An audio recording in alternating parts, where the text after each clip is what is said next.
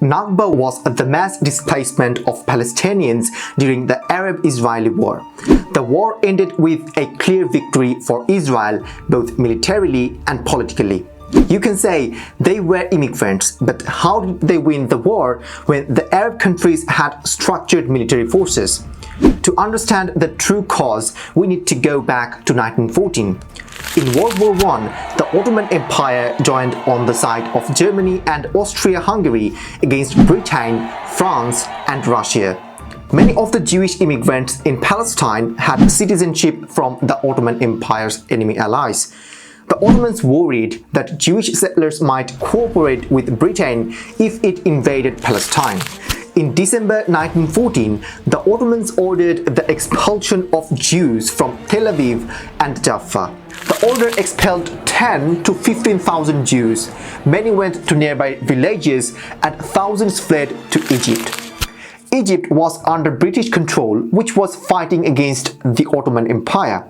The Jewish leaders lobbied the British to let Jews fight alongside them against the Ottomans. So the British established two military units in 1915 and 1917. The Zion Mule Corps was the first experiment in modern Jewish military service, which basically helped the military fighting forces. But later, the Jewish Legion grew out of it and became the first proper fighting force in centuries. When the war ended, Jews came back to Palestine with the Balfour Declaration that promised Jews a national home in Palestine. To guard rural settlements, the British allowed Jews to form only small defense groups like Hashomer, meaning the watchmen. Besides this, Arab settlers saw slight changes in the regular activities of Jews. Young Jewish men were suddenly seen training at night in settlements using sticks, farm tools, or hidden rifles. Moreover, soldiers from the Jewish Legion came back to Palestine with military training. They knew how to march, drill, use rifles, and organize units. So it became obvious to everyone that Jews were not just ordinary farmers anymore. Besides the secret training, Arabs noticed that small arms were smuggled in from Europe and hidden in kibbutzim and urban neighborhoods. In addition, Arabs saw that Jews who had previously possessed almost no weapons had learned to use them. Besides these secret military trainings, Jewish organizations like JNF started to take ownership of mass Palestinian lands. Arabs feared Jewish immigrants would dispossess them. So on 4 April 1920, during Nebi Musa, an old Islamic religious festival, large Arab crowds gathered in Jerusalem. Suddenly, this crowd turned into violent and attacked Jewish residences. Jews also fired at the crowd from the residences.